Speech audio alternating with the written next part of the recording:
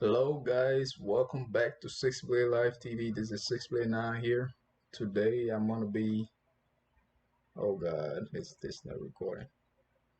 What's up guys? Welcome to 6Blade Live TV. This is 6Blade now here, and today I'm gonna be sharing with you guys Mephisto gameplay, and yeah, it's gonna be epic. So without further ado, let's get before we actually start this, I want to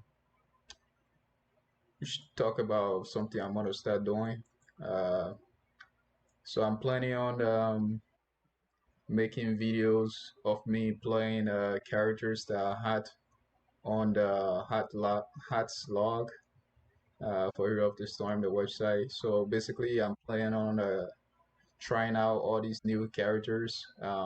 characters that are like trending on hot logs, and I will try that build and like just look at why people are playing these builds and just talk about it. So if any of you guys have an idea on something you would like instead of that, or if you have a character you want me to cover and stuff, let me know. I'm also doing coaching. Uh, yeah. So if anybody's interested in coaching or in specific type of content or something like that, just let me know. This here is Mephisto. You guys know Mephisto is a very weird character. He's he's one of those characters that is good for the weirdos. Anyways, he does insane damage though, and his play style is just really funky. You gotta be careful. He's a very risky character, risky mage, and here's my team pretty much. We have ETC, Artenis. I'm on the Mephisto, and then we have Cassia, and then we have an Anna. On the enemy side, they have Anduin, they have Zojan, they have KT. You guys know KT's OP, and then they have two tanks to protect the KT pretty much. Their team is pretty strong.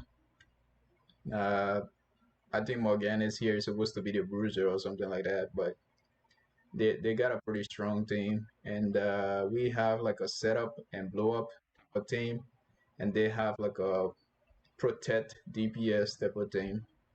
So that's what we're going to be going with.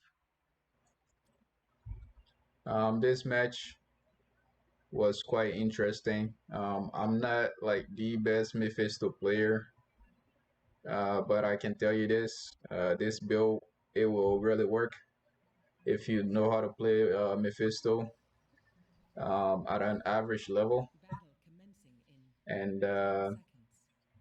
yeah, so 5, the build I'm going for 4, pretty much 3, people 2, like to name their 1. build by the Battle ability begin. that you use a lot. And in this case, I'm using Q a lot, so you might as well call it a Q build or something. And I'm taking the quest at level 1 here. I'm just going to lower this volume a little bit. Alright, at level 1 here, I'm going to take the Q talent to stack up my damage. It gave me an additional charge, so I'll be able to charge, hit them 2 times with my skull. Red team And this is a low elo, and people don't know when to back up and stuff, so you're gonna see a lot of overextending and dying. And I'm just gonna stack up my stuff here on these guys early on. Mephisto hit playstyle is like you go in, you use your skull, You think you're and smart enough to read the Dragon Knight's plan? well, I kind of like changed my key binding, so my Q might not be what you guys will consider your Q. So just I'm gonna call this the skull build because that's the main point in this build, using your skull a lot. And The cool thing about this build is that it allows you to like set up for your teammates, especially with the ultimate I'm going to take. It's going to allow me to set up for my teammates so we can do insane damage. And yeah. All right, so here is one of Mephisto's weakness, getting camps. I'm gonna tell you guys this: Mephisto is a team player. He's not like a solo type of guy. Um, you need help getting stuff like camps, and you also need like somebody to like watch your shade, whatever. Whenever you are going in, if you're not going in from a safe position, you gotta watch out and like make sure you are with people who knows like how Mephisto plays, so that they can like protect your shade when you are returning to it, so that you don't return to your death. So yeah. So if you like you hop from like one spot, you go in and then you come back and you have like five guys waiting for you. You don't want that to happen. So you want to play with people who knows how Mephisto play. So here they took objective at like level 5 pretty much. And this is a pretty weak objective, but it managed somehow to push through our gates because everybody went up top to do ARAM. This is low elo, so you guys will find me like super irritated like almost throughout this entire match, because like people are playing like AIs, and it's like it's affecting everybody pretty much. Like if your allies are playing like AIs, you guys cannot win the match, which means you're gonna lose points, which means you're gonna be put with more of these guys playing like AIs. So yeah, so with Mephisto, when you are about to teleport, you want to make sure that you all your abilities are off cooldown, and you can just spam them as fast as possible. Otherwise, like some of your ability will like lag out. Like you have, you right, you see that you have like the electric city going out, but then nobody will be around to like take the damage. So you want to like, you know, you want to make sure everything is off cooldown and make sure that like everything is like ready to go, so you can do some damage when you go in there. When you're playing Mephisto, positioning is quite important. Mephisto is like playing Morales. You want to be in there, but you also want to make sure that like you are not taking insane damage. So how you want to see Mephisto, how you want to play Mephisto is like the Electric City ability that is like around you. I forgot the name. Like that, right? When you are about to use it, you don't have to be like an inch away from the enemies. You can like the main point is like getting them to hit the external part of the circle. So you want to like get them to be within that range. And as you can see, like me trying to attack this mob, this little siege camp here, I'm like trying to keep them on the external part of the circle so that they can take damage, and I don't have to be like super close to them, right?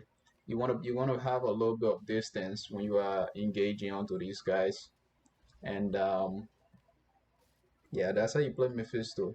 So you don't have to teleport right into the middle of the fight. You have to like, I mean, you can like teleport on the side, behind them, around them. Like you can just, you should like, because he's a mage. He's not like, he doesn't have like a sustain ability or whatsoever. Like he has a sustain talent, but I don't use that. It's not necessary, like every time you like go for like sustain or like healing or something like that on like DPS, you always trade something else for it, right? And Mephisto, like he's one of those mages, like you want to get like your full DPS out of him, right? This is like a full DPS build. You want to get the full value out of him. So taking stuff like the shield, based on how much damage you do and stuff like that, like it helps, but it's not my way of playing. Like it doesn't give the full value out of Mephisto. So I'm just gonna go around here stacking up, clearing waves and stuff, and I'm just trying to get my quest done. And when I get my quest done, that's when I actually start to become more aggressive. Whenever you are playing a quest character, your main goal should be like play passively until you get a quest, and then when you get a quest, you can be aggressive, and that's how it's gonna be. Anna got picked up here by the group coming bot lane. Our tank is not in the tank lane. He's going top, doing some bruiser stuff, and so our tennis is gonna be the tank here, and it is what it is. So as you guys can see, there's a little bit of slow when Mephisto uses a skull on his enemy. You see that little slow there. That's very important because like that will allow you to like rack up more damage to like spam your abilities and like just do a lot of damage onto the enemies with that slow. And if you're against a lot of melee guys, that can allow you to like catch up with them and like just walk around them and like use your electricity and stuff without them catching up to you and stuff like that. So I'm able to get that snipe there on the KT because he came back with like 20 hit point for some reason. That healer is down here. I try to like get him out, but I wasn't able to. But our tennis is able to execute him there. I just go into mid. I'm trying to get this globe here and get some farm.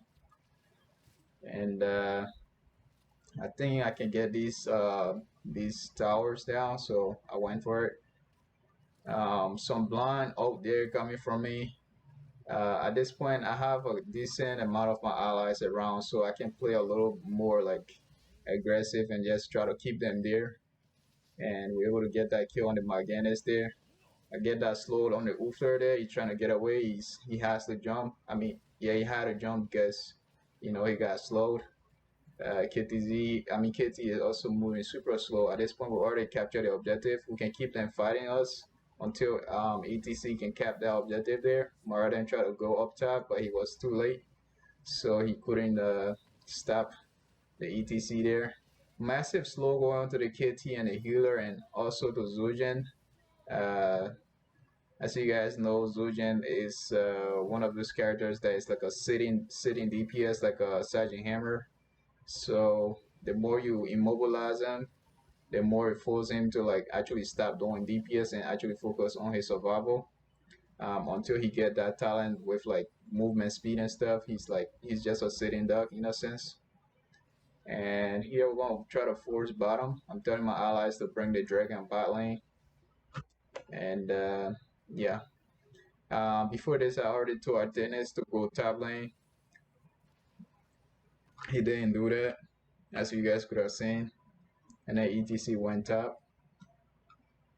So yeah, solo queue is really bad because like you get people who doesn't really care about the role that they picked, even though they selected that role when they actually saw you hover in the role, they still don't care about it. Like they would just play whatever way they feel like. I'm gonna force the Zojin here to stop channeling his heal.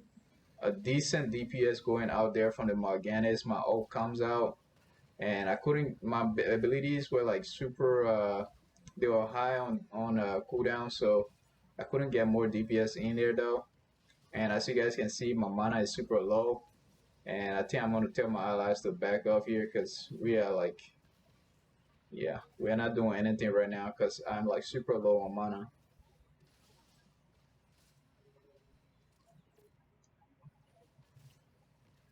I'll try to stack up here on the Uther. I mean on the Moradin. I'm pinging this here, telling my allies to come grab the objective there. Um, we want to get a little bit of a gank coming up here from the Moradin. I spot the gang. I get out of the spell from the KTZ there. I mean from the KT there. I use my ult, still froze all of them, and then I start just DPSing them, and we're able to just execute, wipe everybody there. It was kind of like a bait. Like me being here was pretty much because like we didn't have a tank whatsoever, and I know I can teleport if I get stunned or something. I can just teleport out here or something like that. It wasn't safe though, but we didn't like this is solo queue and this is low elo, and I can like watch out for my teammates. If I die, it's like one person dying instead of like the entire team dying. So I might as well do that. All right. So as you guys can see here, ETC is mid. Whoops. ETC is mid, killing ads, getting SP and stuff, going top lane like a bruiser. So our only tank here is Artenis, and I'm here trying to just watch out. I saw that spell coming out from the KT there, and that's what I was talking about. Like I said, I can teleport and stuff, so I just teleported away from it. And then while I was away, I used my ult, coming back right down with my slow from the score there. That's insane damage. Um, and as you guys can see, it's like a poisonous damage, continuous damage in a sense. And it's just peeling away at them. ATC teleports here with his ultimate. Um, that was a decent play from the ETC there. So I mean, if he had match pit, bro, like we could have like done like wipes like throughout this entire match. We could have just been wiping them down. But that's a nice ult still though. So we're gonna get that ult coming in there. I'll slide, right? A slide, stun them. My score, I'm using like multiple score. As soon as I hit somebody, like I feel like it gets a cooldown and stuff. And I just keep procking it over and over, doing insane damage. I'm able to wipe them Prepare out. yourselves, heroes. The shrines will soon be active again. So that's how it is with this build. You'll get a decent amount of value. Like within DPS, when it comes to DPS, like Mephisto is like one of those characters that just he just does insane damage. The only problem is that you just have to do it while being safe, and he's a risky character. So like it's all about positioning and like game sense. It's kind of like KT, but with like teleports and shit. So I'm not gonna try to get these though. I'm just gonna try to like pew for my ally here while you try to get the objective.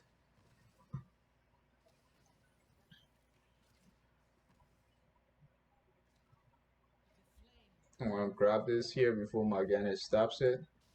I'm telling them all the time to go bot lane because that's the winning lane. These towers don't matter. Like any of these towers here, like they can be up and they can be there like forever, and it doesn't really matter.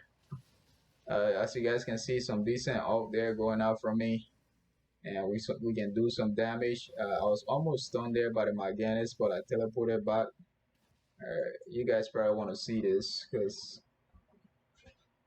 this is a commentary video. It's not like, you know, it's not just a playthrough. It's a commentary video. So you guys, you deserve to like see everything and like get me listen to me explain about everything. So I'm coming in from the bar here. I use my skull ultimate, and then I got more skull coming out. I'm hitting them. As long as I'm hitting them, I'm always getting like cooldown and stuff. Morganis try to stun me here. I use my skull, then go back into Morganis. He got kicked away. I use more skull, hitting them here, slowing them down. And then I'm like super low on mana, but it doesn't matter though because I have more skulls. And if they want some more skulls, all they have to do is like come closer to me, and then I'm gonna give them some more skulls. In the background here, for some reason, I don't know what happened. Our who's that person? Cassie, I got caught there, and I had to go in there to like get him out with my allies, and we were able to get that kill there on the Moraden.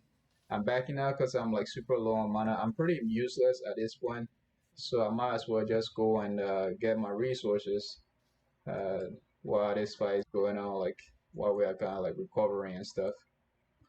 Anyways, Kitty here is gonna try to sidestep this. Look, it's like super low, low elo, like people playing like bots and stuff. And the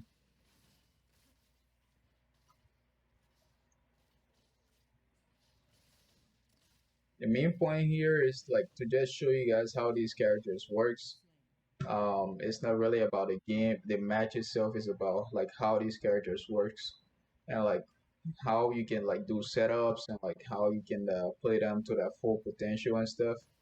And that's my goal here. Mephisto, as you guys can see, he's a decent setup character, and he got those slows to like help you execute targets. Um, yeah. So I started pinging this camp here. My allies are like trying to get these, but it really doesn't like it isn't that important. Like a bruiser compared to like a siege, I'll go for the bruiser every single time.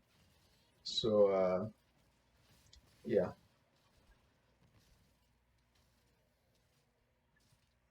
Or earlier, I think I called this camp a siege camp, but it's a bruiser.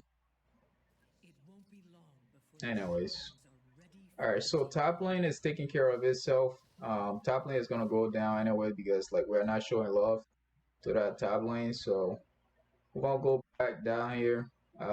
Both mid lanes, force that down.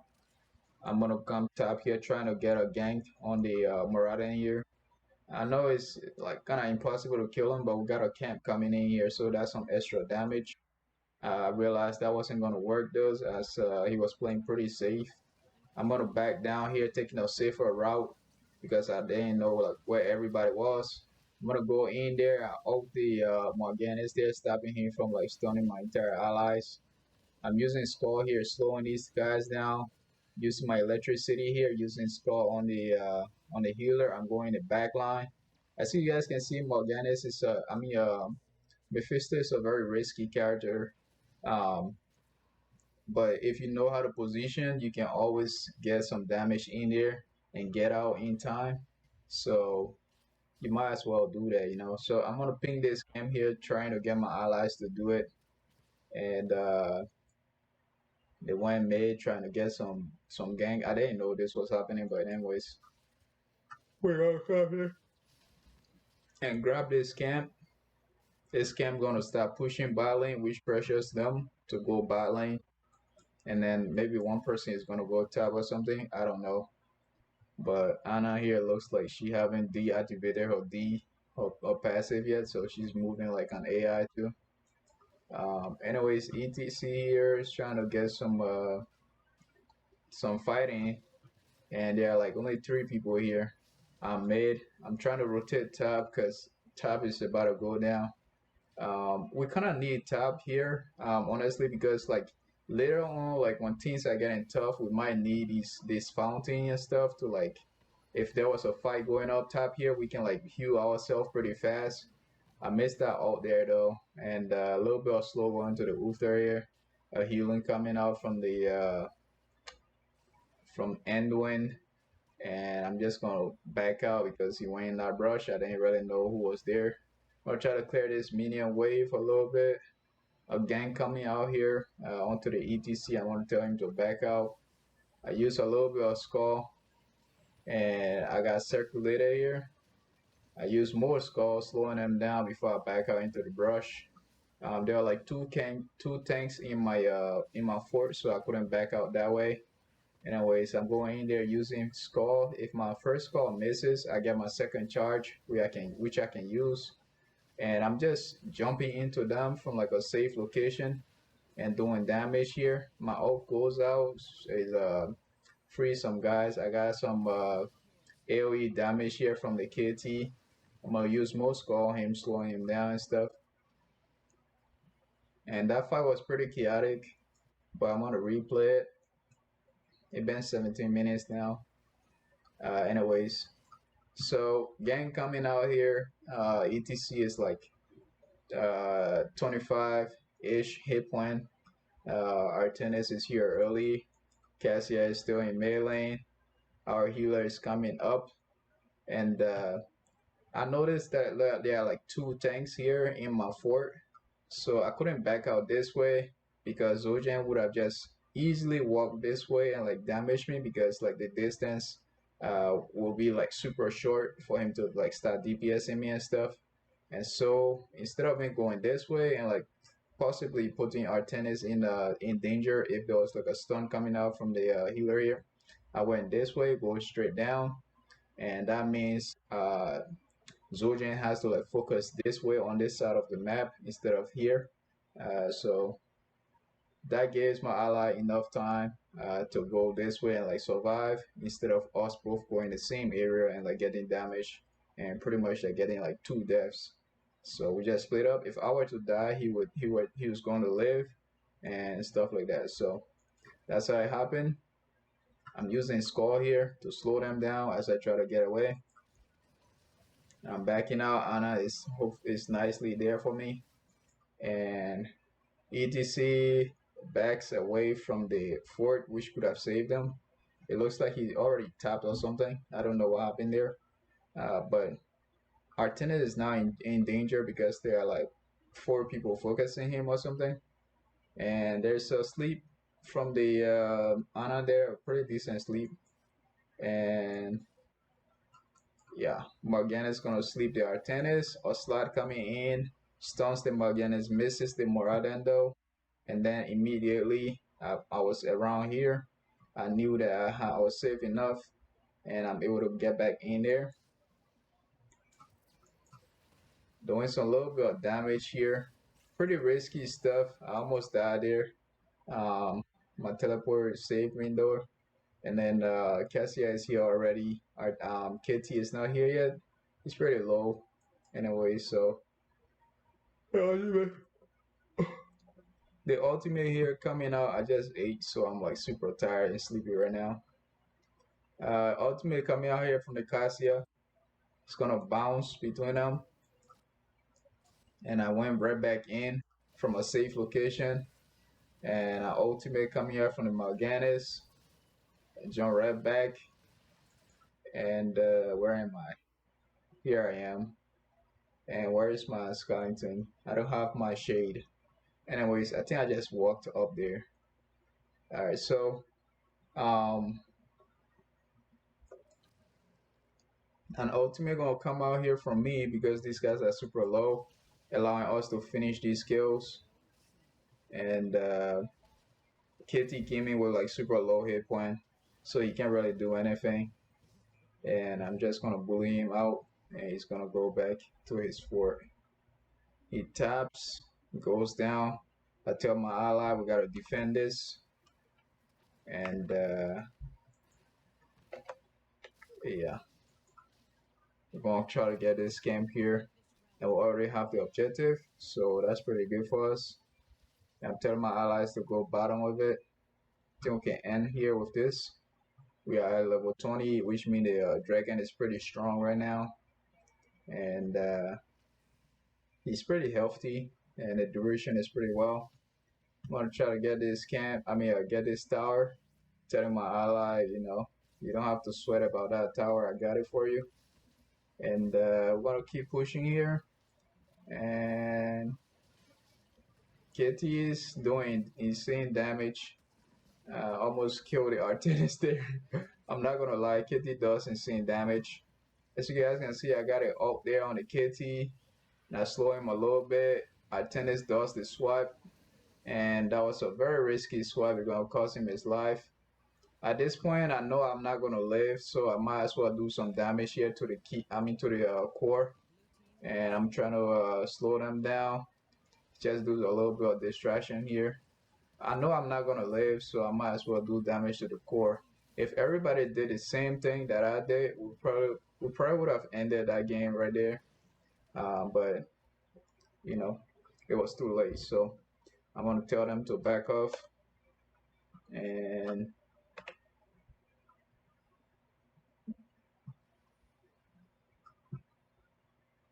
I'm gonna try to get out of camp here. Alright, so at this point they're getting their camp. Morgan is here trying to get some SP. I don't think at this point like you should be worried about SP.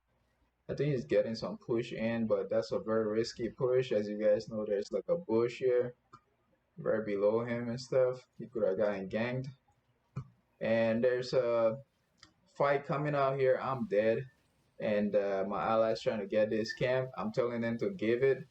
And at this point, I got pretty irritated because I felt like somebody was gonna die. Like this Cassia was gonna die because she kept going in and stuff, and like Look at how much damage they are taking, bro. Like you don't have to die for a camp, bro. Like you see, this fort actually got came into use at the end, right?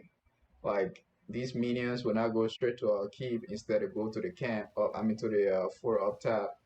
And this fort is very valuable. Anyways, when you're thinking about your force, think about it as something to buy you time. Like forts are not that important, but there are many like their value is to like buy you time, right? If you slip up, your forts are there for the enemies to attack it, and while they are attacking it, time is going by, and that gives you time to spawn. So you need your force up, just in case like in an end game, if your entire team wipe, at least you have something there to buy you time. and destroy your enemies. All right, so huge wave of enemy coming up here, like five guys marching up to the ETC there, and my allies don't know about this. They're gonna cap that shrine, stopping the channel, and so ETC is gonna back out here. You teleported. I'm telling my allies to back out here because ETC is super low, and I don't want to race this anymore. I go in, I open the back line, and then I back out. I mount up. I'm telling my allies to back up though, and they are still fighting. Our tennis here is super low. He's gonna die. I go in there, hitting them with my skull and stuff. And Zojin almost killed me. I just teleported out of there and went into the tug of war area, fog of war, and I'm able to help my allies secure some kill there. Morganis chases the Acacia there, and I'm able to swipe places with my shade and just get away from both of those guys. And they could have stayed and like attacked me or something, but they didn't know, so they just went away. I mean, it was like only two guys, so it was pretty risky too for them if they were gonna stay there. Alright, at this point, like my main goal here is to uh, just end this match. I know my allies are gonna be doing stuff like this. They won't be hitting core, so I'm just trying to like push KT away and like just the dragon is pretty healthy and this core is pretty dead. So I'm just killing minions. And that's it guys. I'm gonna tell you guys about a build that I had. This build here is a pretty safe build. There are a lot more risky ways to play Mephisto, and yeah, so there are a lot more risky ways to play Mephisto, but I'm just gonna show you guys the easiest and the I think the safest way to play him and still get insane damage out of him. This build here is more for setup type of thing than DPS. You can do a lot of damage with this build, a lot of AoE damage and stuff. So it isn't bad. In my opinion, this is my best build for now with Mephisto. Alright, so first here you have the quest. You play passive in the beginning of the match where like you guys aren't doing big damage in the first place, and your priority isn't like getting kills and stuff in the first place. So you just stack up passively on these guys, and after hitting 20 heroes, you increase the skull missiles damage up to 100. So you'll be doing like 200 damage because you're gonna have like two stacks. Anyways, after hitting 40 heroes, Skull Missile gains an additional charge, right? So if you stack up enough, like you get like 200 damage if you use two skulls, and that's like the base, right? And stuff like that. So you have a Hateful Mending. Skull Missile grants 10 mana and healing, and heals Mephisto for 70% of the damage it deals. So as I was saying, like if you are taking stuff that will like sustain you, most of the time you will actually like trade off for it. But in this case here, this here is actually helping the build because like as you do damage, you are getting mana and also you are healing yourself for a decent amount. Like 70% is a very decent amount of healing. If this was like 40 or 30%, I won't take it honestly. I'll take something else. But 70% and 10 mana, that's a lot of benefits from going this ability. And then level 7, you have Frost Storm. While Shade of Mephisto is active, enemies who are hit by Lightning Nova are slowed by 15% for 1 second, and the slow from Skull Miso is increased to 50%. That's a lot. That's a lot of slows there. I think the base slow from it is like 30% or something, and then you increase that. I mean, maybe like 40%, right? You increase that to 50%. That's a lot, right? So this year is a must go. And then your ultimate Durance of Hate. Basically, this year kind of like holds your enemy in place while your allies do insane damage to them, and you yourself also doing damage to them. As you guys can see, like this here is all about slows and like stun. I mean roots and stuff. At the end here at level 20, you want to like take roots or something, but this here is also a viable path. At level 13, you get like a poor score. Hitting an enemy with Skull Miso grants 25% spell power for 6 seconds, right? So you hit them once, right? And then you have an additional charge, and then you have some mana and stuff, and you also have spell power, 25% spell power for 6 seconds, right? I don't know if this stacks up, but from the looks of it, I think it does. Um, like because you can like do insane damage every time you hit somebody with your skull, you always get like 25% more. So this is a lot. Like over 6 seconds, that's a long time before you can like refresh the duration or increase it or something, right? So this here is what I go. Skull Missile deal 40% more damage to heroes on a 50% health.